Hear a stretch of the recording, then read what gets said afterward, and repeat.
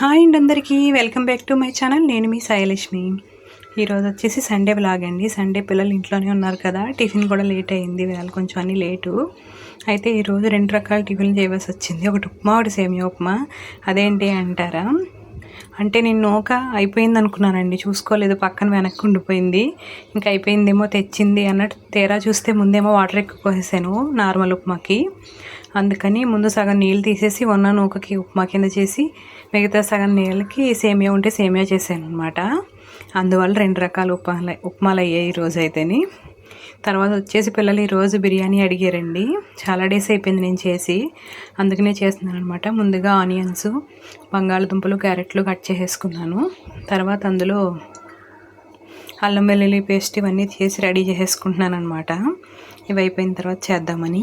దీంట్లో కర్రీ వచ్చేసి షేర్వా చేస్తున్నాను. ఎప్పుడు బంగాళదుంప కర్రీ ఇవన్నీ రొటీన్గా ఉంటాయి కదా, కొంచెం డిఫరెంట్గా ఉంటుందని. పిల్లలు కూడా అందులో కాయగూరలు ఉండవు కాబట్టి ఈజీగా తింటున్నారు, లేకపోతే అందులో ఏమైనా ఉంటుంటే ఏరి పక్కన పెట్టేస్తున్నారు. కొంచెం వాళ్ళకి కూడా ఈజీగా ఉంటుంది కదని వేళకి చేస్తున్నాను. టేస్ట్ అయితే చాలా బాగుంటుందండి షేర్వా. ఇందులో అయితే ఓన్లీ బంగాళదుంప, ఉల్లిపాయలు, క్యారెట్టే వేస్తున్నాను. మన ఆప్షను, ఇంకా కావాలితే ఇంకా అన్నీ వేసుకోవచ్చండి, కానీ నేను అవేం వేయట్లేదు. ప్రజెంట్ నా దగ్గర అవైలబుల్గా ఉన్నవి వేస్తున్నాను అనమాట అండి. ఇవన్నీ వేయిన తర్వాత అల్లం వెల్లుల్లి పేస్టు, అల్లం వెల్లుల్లి పచ్చిమిరపకాయ కూడా పేస్ట్ చేస్తానండి నేను. ఇది ఫ్లేవర్ బాగుంటుందన్నమాట ఇలాగా టేస్టు. అల్లం వెల్లుల్లి ఒకటి వేసింది ఒకలా ఉంటుంది, ఎలా ఉంటుంది. హోల్ గరం మసాలా మొత్తం అన్నీ తీసేసుకున్నాను. ఇంకా కొన్ని మిస్ అయ్యాయి ఇందులోవి, కానీ చేసేస్తున్నాను అనమాట. అంటే జాజికాయ మిస్ అయింది, అది ఫ్లేవర్ బాగుంటుంది కదండి, మెయిన్ బిర్యానీకి అదే లేదు. అయిపోయి నేను చూసుకోలేదు, ఈ మధ్యన చేయలేదు కదా, అందుకని మొన్న వాటితోనే చేసేస్తున్నాను. ఇవైనా బాగానే ఉంటుంది. ఇగో ఆనియన్స్, కొద్దిగా ఆయిల్, కొద్దిగా నెయ్యి కూడా వేసి వేగిన తర్వాత హోల్ గరం మసాలా అవన్నీ వేసేసాను, మసాలా దినుసులన్నీ. ఇవన్నీ వేగిన తర్వాత ఉల్లిపాయ ముక్కలు వేసాను అనమాట, సన్నగా చీరినవి. తర్వాత కొంచెం వేగిన తర్వాత బంగాళదుంప ముక్కలు, క్యారెట్ ముక్కలు కూడా వేసాను.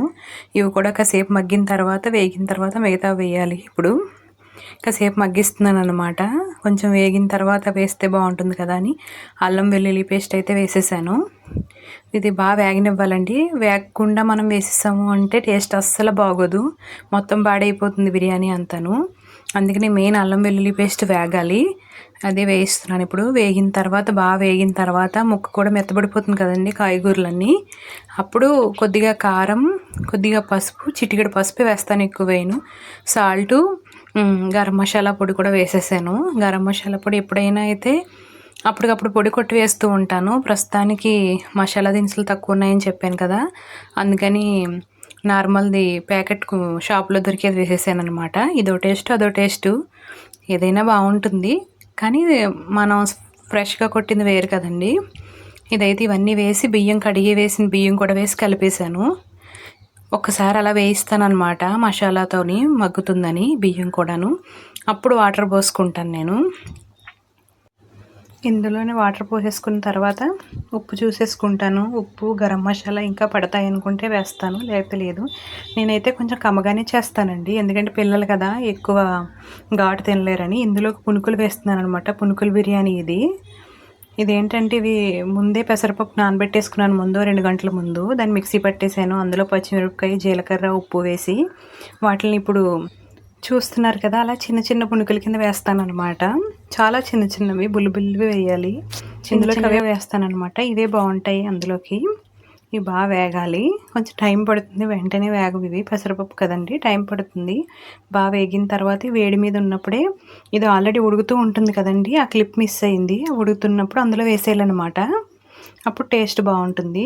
అదే ఇవి చల్లారిపోయి తర్వాత వేసాం అనుకోండి, ఆ మసాలా ఫ్లేవర్ ఏం పట్టదు, పెద్ద ఏదో విడివిల్లాడినట్టు ఉంటుంది, విడిపోయినట్టు అంత టేస్ట్ ఉండదు. అదే ఇప్పుడే సగం ఉడుకుతుంది కదా బిర్యానీ, అప్పుడు వేడివేడిగా వేసి తీసేసి అందులో వేసేయాలండి. ఫస్ట్ ఒకసారి వేసేసాను, మళ్ళీ వేస్తున్నాను, మళ్ళీ వేసి తీస్తున్నాను అనమాట. ఇవి కొంచెం సేపు వేగాలండి, టైం పడుతుంది, వెంటనే వేగట్లేదు. అంటే అప్పటికప్పుడు నానబెట్టి మిక్సీ తిప్పేసాను కదా, అందువల్ల. కావాలంటే మనం కొంచెం అందులో సోడా కూడా యాడ్ చేసుకోవచ్చు, కొంచెం పొంగినట్టు వస్తాయి. ఇంక నేను అవేం వేయలేదు. అవన్నీ కొంచెం ఎర్రగా వేగిన తర్వాత ఇవన్నీ తీసేసి అందులో కలిపేయడమే. బిర్యానీలో మరుగుతుంది కదా వాటరు, అందులో వేసి కలిపేసి మూత పెట్టేయడమే. టేస్ట్ అయితే చాలా బాగుంటుందండి, డిఫరెంట్గా ఉంటుంది. మిల్ మేకరు ఇవన్నీ కామన్ కదా, పన్నీర్ ఇవన్నీ. ఈ పెసర పునుకులు వేసింది టేస్ట్ సూపర్ ఉంటుంది. మా అత్తయ్య గారు చేసేవారటండి మా వారు చిన్నప్పుడు. ఆయన అడిగారు చాలా రోజులైంది తిని అంటే ఇలా చేశాను అనమాట. ఇగో చూడండి, అందులో మిక్స్ అయిపోయి మీకు పెసర పునుకని కూడా తెలీదు, అలా ఉంటుందన్నమాట. డిఫరెన్స్ తింటే కానీ తెలియదు అనమాట. చూసారా, మొత్తం మిక్స్ అయిపోయింది. ఇప్పుడు అది తిన్నప్పుడు కూడా ఆ మసాలా ఫ్లేవర్ అంతా ఆ పునుక్కు పట్టి తిన్నప్పుడు టేస్ట్ చాలా బాగుంటుంది. ఇలా తిన్నప్పుడు కర్రీ కూడా అవసరం లేదండి చెప్పాలంటేని.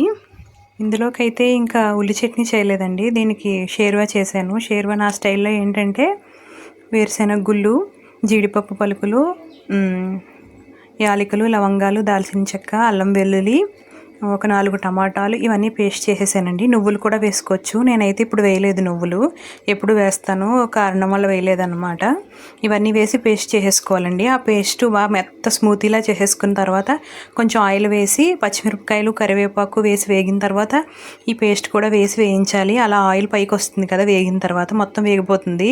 అంటే అల్లం వెల్లుల్లి అది వేసాం కదండి, అదంతా పచ్చివాసన పోయి తర్వాత ఆయిల్ పైకి వస్తుంది. అప్పుడు వచ్చిన తర్వాత వాటర్ పోసుకోవాలి మనం కన్సిస్టెన్సీని బట్టి. నేనైతే కొంచెం పోసి ఇలా బబుల్స్లా వస్తుంది కదండి, ఆయిల్ కూడా పైకి తేలుతూ ఉంటుంది కదా, అప్పుడు రెడీ అయిపోయినట్టే షేర్వా. ఇందులో పచ్చిమిరపకాయలు ముందుగా నూనెలో వేయించుకుని అందులో వేసేయడమే. బిర్యానీ విత్ షేర్వా రెడీ అండి. నా వీడియోస్ నచ్చితే లైక్ చేయండి, షేర్ చేయండి, సబ్స్క్రైబ్ చేయడం మాత్రం మర్చిపోకండి. Thank you guys, bye.